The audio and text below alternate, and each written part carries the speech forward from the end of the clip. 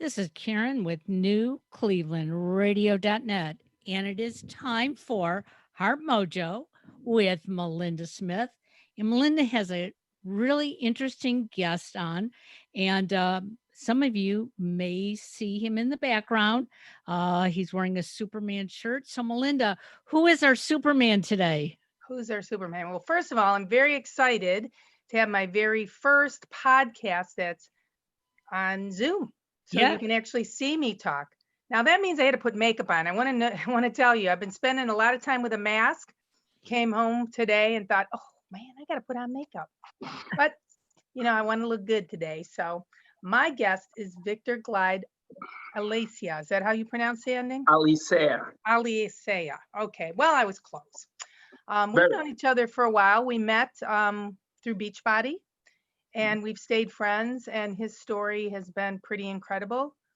He's been through a lot, and since Heart Mojo is all about getting through life's challenges and how we come out the other side grateful and whole as a person, I can't think of anybody better to talk about that today than Victor.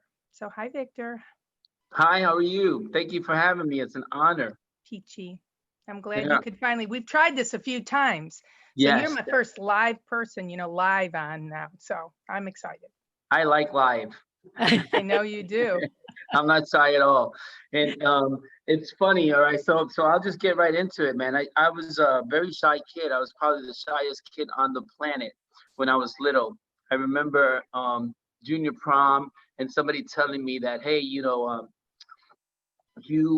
this girl wants to go with to prom with you. You just have to ask her. And I walked over and I stood next to her and waved my head and my foot swinging in the back. And I didn't ask her. I went back and they're like, she's going to say yes. Just ask her. I went back and again, to make a long story short, I went alone to the prom. I did Oh, not ask her, and I was very, very, very shy. Um, at 8 years old or 9 years old, I was living with my grandparents. Um, just something that was happening with my parents, whatever. Um, and I always felt like something was different. And later on, I'll tell you about that as I get older. But I was raised with them for a long time, and I was molested at the age of 9, and that was by one of the guys that I looked up to. I thought he was the coolest person, and I would follow this guy around, and he put a gun to my head and molested me, and then molested me again with his cousin. And these are things that happen to a lot of people out there, and I just feel, and I'll get to why I can do it and how I can do it later on. I'm just going to run you through my life, right, with life's stories, and going from here to there. And so I told my younger brother, who has passed away recently, my only mhm. brother, about it, and that was a betrayal. And then my brother, when we were having an argument, told all the guys that we were hanging out when I was 14 that, oh yeah, you got raped and blah blah blah blah blah. And so these are things that I held in for a long time. I had some insecurities. Um, uh, and then what else? So then, as I started breakdancing, I was one of the first break dancers. I saw this guy actually spinning around on the floor, and I'm like, what is that? And breakdancing's changed my life. And there's two ways that breakdancing saved my life. And I'll tell you this. The first way was because I wasn't shy anymore. I came out of my shell. I am who I am because of my breakdancing days and the things that I did at 15. I was running a group and acting, treating it as a business. And we traveled all over the world. I was a manager at 15 years old. I went from shy to now being out there and just talking to people, hiding this secret for a long time. Um, and then, when I was 16, my mom found me to be a little, against gay and stuff. I had this thing in me that I was blaming other, and she said, you have a problem with all this? And I just said, well, the reason why is because when I was 9, I was raped, and that's how I told my mom. Ooh. And Mhm. that was pretty heavy for her and for me, but it was freeing at the same time. And I told my dad, and my father is a big a brain. and we'll talk about me and my brain as we keep going in the story. I hope you guys are enjoying the story. It does get Well, Absolutely. I'm learning a lot that I did know about. I mean, I did know gets quite a me bit, but I'd happy. never heard this. Yeah, it gets happy and a lot of overcoming things and learning how to switch like this. Just like that. You can take whatever it is that you're doing by changing your response and switch like that. What it means to you. And I've done that, and you'll hear it as we get along, as we go along. So anyway, my dad has like 11 degrees. He's a big brain. He's like a James Earl Jones. And I was also very smart, very, very smart. I was a math brain. Like my teachers would write calculus and all kind of math, and I would know the answer by the time they were done writing. I was a prodigy. Um, but I wanted to dance, I wanted to dance, and I kept dancing. And then later on, I went to Tony Robbins. I started getting Okay. into personal development. Me And too. at the age of like 18 years old, I went to Tony Robbins, and it switched everything. Before that, I was always worried and thinking that people were talking about me, that everything was behind my back. If somebody didn't call me back, there was a problem and all of this. And I changed the simple thing, the response, right? So if you're here and watching and listening, there are things that have happened to you, right? That are out of our control. They're called events. Events happen. We can't control events. We can't control the weather. We can't control, delays in the plane. We can't control, another person. You can't control another No. person. You can't make Right. somebody love you. You can only control the things that you can control. But the meaning that you attach to them, your response is what creates your outcome, right? So that's what creates it. How you respond in any given situation. So at 18, after me training these guys, pushing them to be bigger and stronger at the best group, we were the best group ever in breakdancing called the Dynamic Rockers in New York City. My son now is in charge of the group and doing some amazing things. He's an amazing young man. Um, you know, at at 18, the guys that I was taking care, I was taking money from my dad, sneaking it to buy costumes and all kind of stuff to because we had a plan. I had a plan and nothing was gonna stop me. And well, these guys came up to me after us like blazing the world and breakdancing and said, this is what they said to me. They said, there's too many of us. Why don't the five of us leave these other guys behind and then we can travel and make some money? And I said, we all got here together. We're not doing that. And so they went behind my back. We were growing at this time really fast. And so we needed management. And the management and them got behind my back, changed the name Dynamic Rockers to Dynamic Breakers, and took all the fame that we had. And I was an 18-year-old kid that didn't have. And as much as my dad has a brain, he didn't get involved. He didn't try to help me. He didn't, he's a founder and president of a college, my father. Wow. And his son is a break dancer. Anyway, so they took my group. My response was to continue. I took the rest of the guys. They actually went to the guys that I saved and said no and told them to be their B team. And those guys told me, hey, we're going to be the B team. They all kicked me out, except that those guys, I told them what happened and they stayed with me. And we're still here. A year after they left, they fell apart because I was what brought us together. I was a choreographer. I was the one that really believed in what we were doing. I was being told all the time that, like my first wife, this is a Puerto Rican joke, I'm just kidding.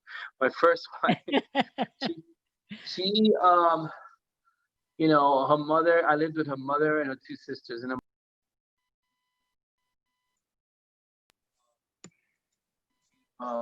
get a real job. Like the arts is not a real job. And I'm still dancing. I own a DJ company. I've turned that into a DJ company. I have 90 employees. I know right now we're not working, but I've You will be. no, I mean, I'm making really good money right now because I Right. pivoted. I did something else. My response was move on, do something else in the meantime, right? Grab this and go with that. It's like this. It's an instant. You can change your life. Whoever's listening out there, you can change your life. You can stop grieving. You can choose. It's a choice to just switch. I'm gonna tell you more pain. There's a lot of crazy things that have happened, right, Melinda? And I'm sure you know a Mhm. lot of it.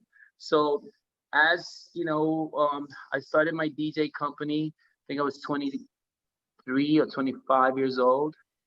Yeah, 25 because it's 30 years now. And I had a partner. Um, he was there first, so he was the same guy. I forgave the guy that stole the group, and I tried a business with him again because I love and I trust, and I'm not, I don't have any resentment. Forgiveness has been one of the things you talk about a lot. Yeah, yeah, I forgive, and it doesn't bother me. I know what I'm capable of, right? I don't need anybody, but I will join and help. I think that in unity that you can do better. That's what I believe. Mm. Together you can do more. And so we started the business. He was there first, so he pulls me aside. He says, "Listen, you don't have any parties. Any party I get on the same weekend and I can't do, you got to give me 10%." Hey, no problem. I'm of course that sounds great. Fast forward 3 or 4 months later, I'm getting a lot more parties than he is, and now I'm getting the 10% from him. And he goes to me, "Hey, you know what? Why don't we put all the money in the pot together? And what do you think?" I said, Yes. "Sure, let's build this business together." Jealousy and whatever it was. At the end, he tried to steal my company. They closed the bank illegally. We got another partner that he didn't want. And I just wanted to grow and keep helping and serving and helping other people. They closed the bank account. This time I was a little smarter. The crew loved me, so I called every crew that was out with all the equipment, and I said, "Okay, hide the equipment, which is worth hundreds of thousands of dollars, Lots of money. and don't bring it back." And these guys took the 6,000 that we got deposits this month. I mean, this weekend, no problem. So I called them. They freaked out. I said, "Call the cops so that I can tell them that you went to the bank and closed it without my authority." And so anyway, they told me they went with another group that I was the whole time saying, "Hey, we should jump together." I guess something about me scared them. At the end of the day, that day I said to them, again, my response, they bring me into a meeting. I'm thinking, okay, well, maybe we're all going to do this together. And it was all of them to bring me down a notch. And I just looked at all these people and I said, "I'm going to be bigger than all of you guys." Instead of, again, my response was not to, this is, they just took my business. I do have other people. I'm just focusing on what I have and what I can do instead of what's been taken away from me. And most people do that. They get stuck, they anchor it in, they tell their stories over and over again. They need that brings you, certainty when you're miserable, and that's not living, you know. And so now let's move on to the hard parts. So I reestablished my company. I moved to Maryland from New York, and we did very well here. And me and my wife were having, at the time, we were having some, you know, marital problems. We got a separation. We worked through it. We got back together, and then a year later, she got sick.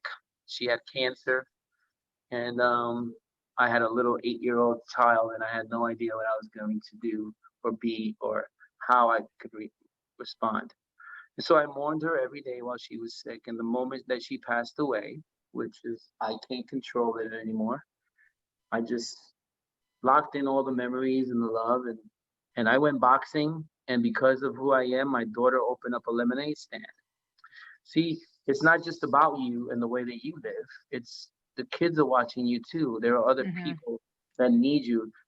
I believe that each one of us was born with a gift, something that we have to bring to this world, and that we hide it because we rather feel pain and be afraid than take the risk of being hurt again. Hurt is a reminder that you're alive. And True. so I people I think people think I'm weird because I don't mourn her. I feel that I'm lucky enough to have gotten her for 17 years. Well, you celebrate her, which is what always impressed me. Yeah. When you speak about her, when you write about her on your social media, you celebrate her and you celebrate the time you had with her. And I think if more people did that, they wouldn't get, they wouldn't stay in the dumps. They wouldn't be so angry. They wouldn't be so hurt. Um, you always look for what you got out of it as far as what was the goodness. And one was your daughter because she's beautiful and talented. My kid is an amazing child. She's even told me, she said, Dad, I don't think I would be who I am if uh, you know, mom was still here. I would have been doing something different. So that's not something that she was, she learns that. She learns to look for the good in things. And here's the deal. Again, I can't change that. Right. You can't change that, right? So trying to ask this question, right? And that's one of the things that also you learn so you can change like that, right? Hmm. People ask the questions is, why is this happening to me? That's an Yep. awful question. You're setting yourself up to be a victim. Hmm. Why can't I move forward instead of, what can I learn from this and grow? Well, I mean, we've talked several times back and forth, and I followed your things, and I'm sure you've read some of mine. That's how my whole Heart Mojo thing started. Is I wasn't going to wallow in the fact that I developed cancer. Now, I had the social media for Beachbody originally to help other people get through that physical challenge, whatever Your it might be. hair is growing nicely. Look at that. Yeah, I've even had to cut it, right, a few times. But that's why I switched it like that from Beachbody motivational to getting through the challenge that was in front of me of cancer, because I wasn't going to let it put me down. And if I had to go through this, I was going to help somebody else. It was going to help somebody else with whatever it was. We were going to talk about it. We weren't going to hide it under the bushel. When I was a kid, that was my favorite Bible song. This little light of mine, I'm going to let Mhm, it shine. mhm. Hide it under the bushel. No. And I always believed that. So I took my social media and that's what I did with it, just like to celebrate the goodness, the good things that happen, get through those challenges. And I think I've seen you do that the whole time, the whole Well, time. thank you. I appreciate it. And well, here's, there's 20 years. People can go 20 years like not living because, and here's the deal. I'm sorry. And it's not that I'm being mean. It's just maybe you're not ready to hear it. And maybe you should hear it at this point. 20 years is a long time Hmm. to, life is not guaranteed. And if you have kids and your focus is on who's gone instead of who's here, that's not good. And I gotta tell you, if it's your husband or your wife, they would not. They They would wouldn't be want that. disappointed in you. They would be Absolutely. disappointed that you're not raising their children, that you're not giving hope, that you're sitting there wasting your life. They would not want that. They Right. would want that. It's hard for other people to understand that. You've been there, you've seen it, you've lived through the death of your wife. I guarantee that she never would want you to sit there and spend your life mourning. She wants you to grow and move forward. That's what I've always said too. I mean, I had picked out the music just in case. This is what I want you to do to celebrate me and know that I would be there making sure that you celebrate, not be in pain. I mean, everybody's going to be hurt. A loss is a loss. You can't Yeah. change that. But it's your response, as you said, it's your response to that loss that What makes a does that difference. loss mean? What does it mean? Does it mean that's it, my life is over? Or does it mean I've got to step in and take care of my family? Now I got double duty. I got to be stronger. I got to be, and let me be grateful for what I did have. Let me remember her every single day and, and smile, and say thank you to her and not pretend that it wasn't there, Hmm. just move forward. Um, that's life is that's what it's meant to be, and we don't. We can't. We okay. We choose not to. It's a Victor, choice. Victor, Yeah. do you think that some people are brought up in an environment where they believe that, if they don't go through this mourning stage, and hold on to it, that people are going to wonder, what is your problem? I remember when I went through my divorce, I was so ready to get divorced, and so was my husband at the time, that I didn't I wasn't sad. I was elated. I was going on with my life. And people looked at me like I was crazy. It was like, well, don't you feel sad? No, not anymore.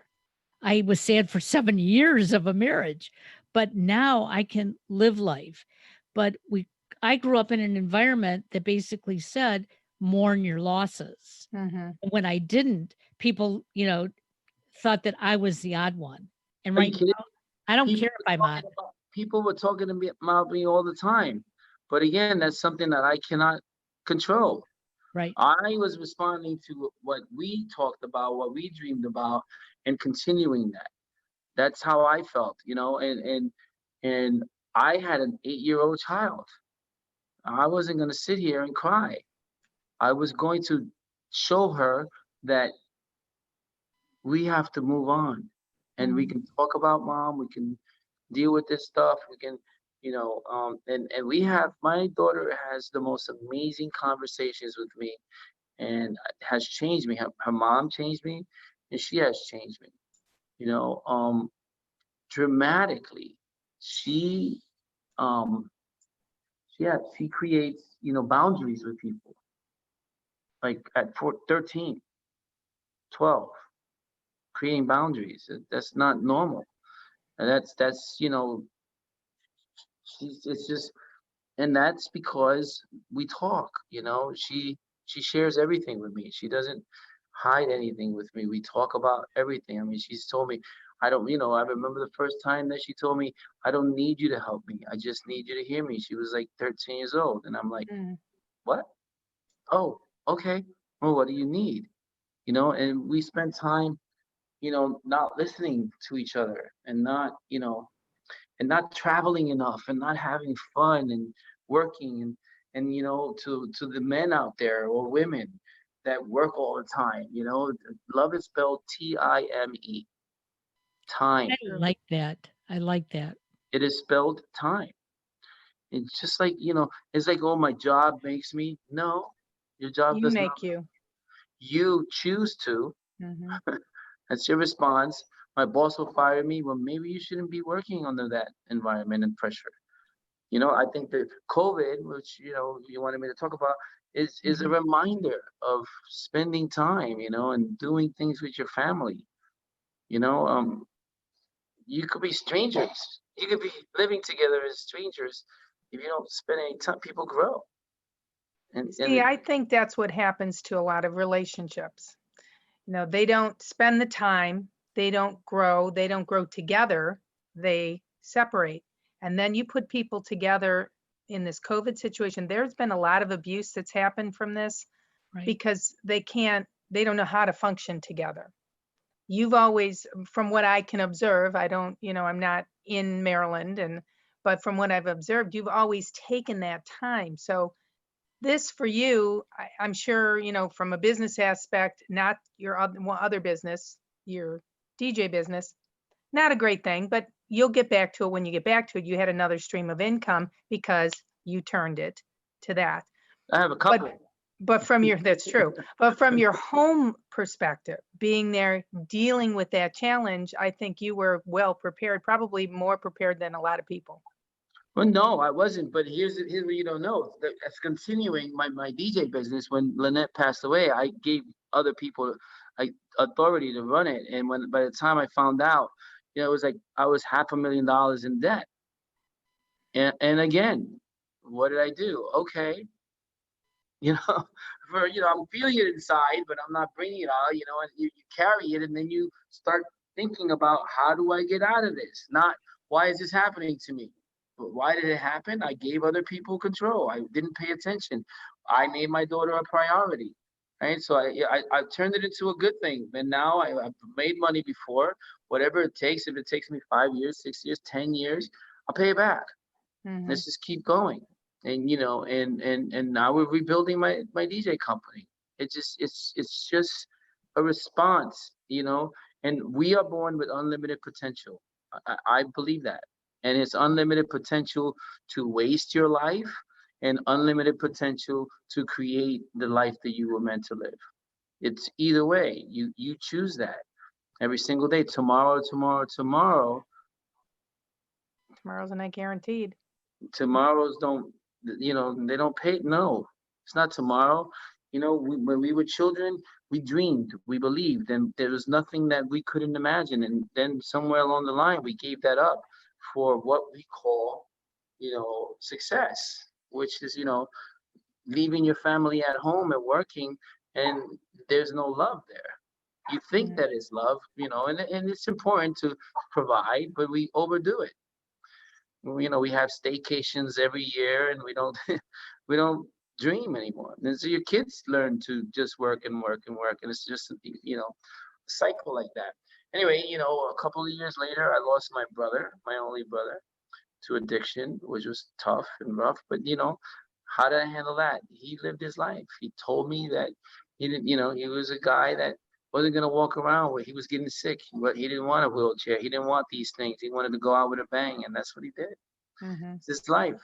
I also lost, you know, it was 4 years that were tough. It was Lynette, and then my son had a stillborn baby, which now that was the hardest thing, is like, how do I cure or heal my daughter's pain, not mine, but hers? And then now my son has this pain too. And he, again, when my son was 18, I sent him to Tony Robbins. And I've been I love Tony Robbins. I went to Tony Robbins in my early 20s. It changed my life entirely. changed my life. It's what gave me the wherewithal to say, okay, what do I do now? Instead Mhm. of panicking, or again, when she passed away that day, I went boxing. I needed to go boxing, just move forward. And she was in me and around me, but she was in a better place. Mhm. It's all about how you respond to those things. So that's pretty much my story. Oh, the when I was molested at 18, also I bumped into the guy who molested me, and I just stood right in front of him, looking at him, and he was terrified. And I was a lot bigger at this point. Now I'm pretty easily, dancing and carrying my body around and stuff like that. And I just looked at him, and he looked at me, thinking I was going to do something to him. And I just turned around and said, I forgive you. And I walked away. And that was letting that go, And so I expressed myself to other people to know that it's not your fault. You didn't do anything wrong. People are out there that are crazy and do really awful things to other people. And so it doesn't define you, and move on. You know, Secondly, the last thing I'll say to you, remember, is that I said breakdancing saved my life. Mhm. So first one was because of my shyness. The second time was because I got shot in the neck, and it hit my jugular vein, Wow. and wow. it was spitting out, and I ran to the hospital. And so the doctors took me there. I was like, I'm gonna wait for my mom, and they're like, what are you talking about? Your jugular spitting. And I was like, nah, I want to wait for my dad. And the doctors went in and they fixed it, and they asked, why does your son have unusual or bigger arteries and veins? And because I was spinning on my head, I created bigger arteries and veins, and they brought blood and oxygen to my brain. So breakdancing saved my life, and Wow. that was my gift to the world. That was Wow. my gift. That was what I was born to be doing, is dancing and entertaining.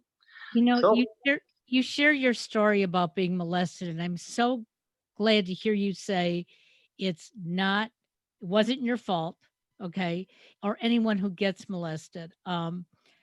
I was one day before my insemination with my youngest son, I was molested by a doctor. And my first reaction was, what did I do wrong? What did I do to cause this?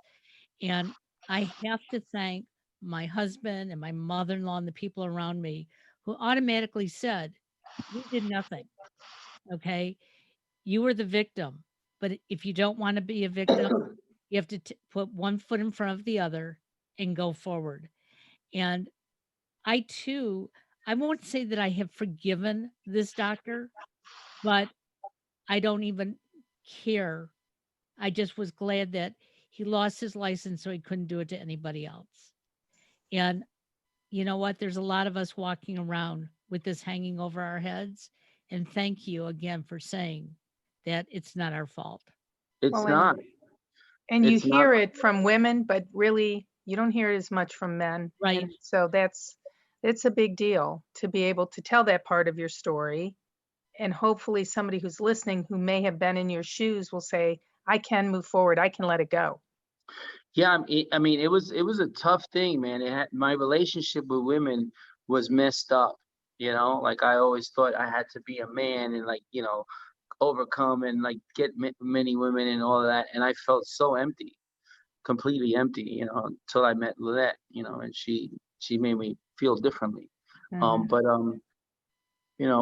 we all go through our stuff, and we all learn and grow, and we all should leave this place a better place, right? It just takes one person, you making a difference. So if you have a story, if you have pain, the best way out of it is to share it. I know that sounds crazy, but because some people say the only Bible that some people will ever hear is your story. Mhm. And so share it.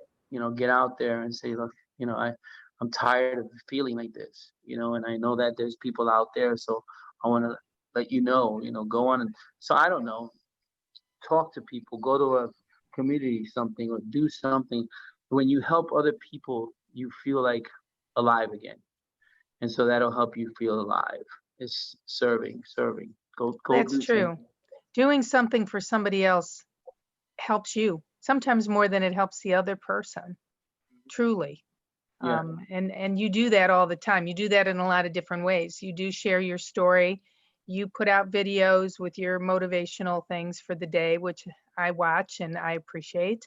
Because sometimes, as positive as I try to be, I have my moments, right? Everybody has their moment where they're like, oh crap, this is that kind of day. But I always push through them. I always try to put a smile on my face and go about the rest of my day. And I think you know that and you do the same. So besides working out what you've gone through that way, what else have you done? You've done health things for yourself as well, right?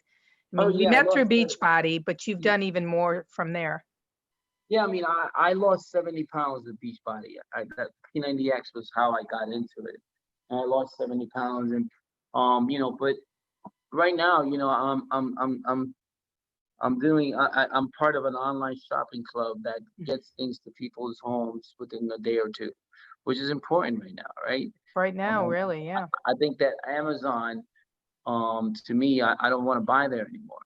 I think that what he's done with all that money that he gets from all of us during this hard time shows me that I don't want to shop there anymore. We need to go back into our community and give back, the people, the mamas and the papas, and the Mhm. people who are hardworking like us. And so I'm gonna stick to that. But yeah, we have less expensive products, non-toxic, including makeup and I do a lot of gut health challenges, like getting people to fix their gut because Mhm. that's your second brain, and that's where Right. 80% of your immunity is in your stomach. And so Yep. you have to fix that. And we're fixing that. We're fixing that for a lot of people. I'm losing a lot of weight when I do it. I had the Corona diet for a little bit, which is eat everything and sit on the couch and watch TV until I pivoted. I was like, whoa, what's gonna happen? Your first thing you do, you panic and you just like, whoa, and then you pivot. If you're somebody who wants to get the best out of life, pivot. Just keep pivoting. Put that word and write it on your refrigerator. And just this isn't working. Be flexible with your approach. Try again. Be flexible. Be flexible. Try again until you get it, or Do do you write your something. goals down? Yes, I do. I think that's huge. I think writing it makes it concrete. I write it every day. And people, like in the business that we're in, two of the things that you need to have is a list of people and your why. And most people never get past those two things, and then they Mhm. wonder why their business doesn't work. They're not coachable. They don't do their why. Oh no, my why's up here. Well, not only from a business aspect, your why was your daughter, your why is your family. It can be not only for a business purpose, but just to get through your day, to get Uh-huh. through the challenge of the day. Why do I need to get through the challenge today? Mhm. Mhm. It doesn't have I to mean, be I money. have health, like I'm live and alive at 185. That's my affirmation. Live and alive at 185. Hmm. I'm nowhere near that right now, but I will be. You know, I just keep. You gotta.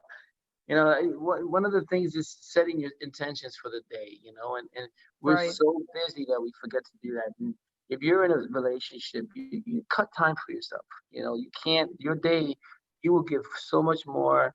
And when you take the time for yourself, if you take the first 45 minutes in the morning and you meditate or pray, and then you do affirmations, and then you do visualizations of what's happening in the next year, the next 5 years. What do they look like? What do they smell like? What do they taste like? Who are you with? What's happening? Are you smiling? All those things.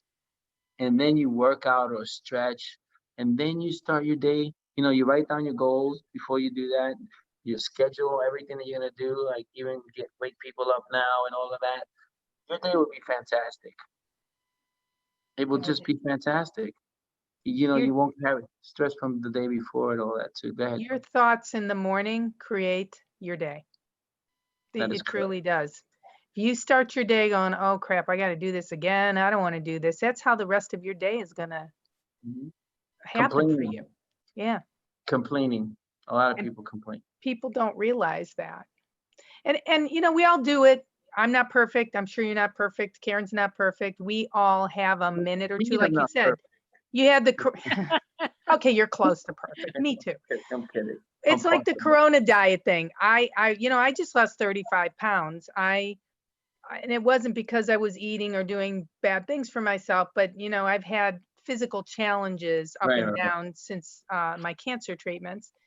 And I know that carrying weight is bad for the type of cancer. It's bad for anybody, but particularly the type of cancer that I had, because you have fat and you have estrogen and fat. I didn't need that kind of thing on my body. So I worked hard, and Corona came about at the end where I could have went, screw it, I'm just going to go back and do this, but I didn't.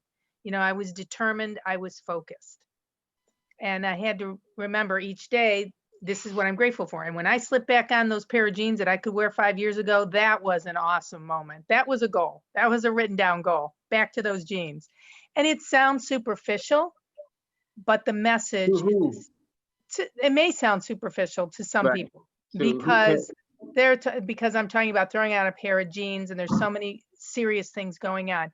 But the point is the same. It was the goal set. I was doing it for health reasons and because that was my that was the thing.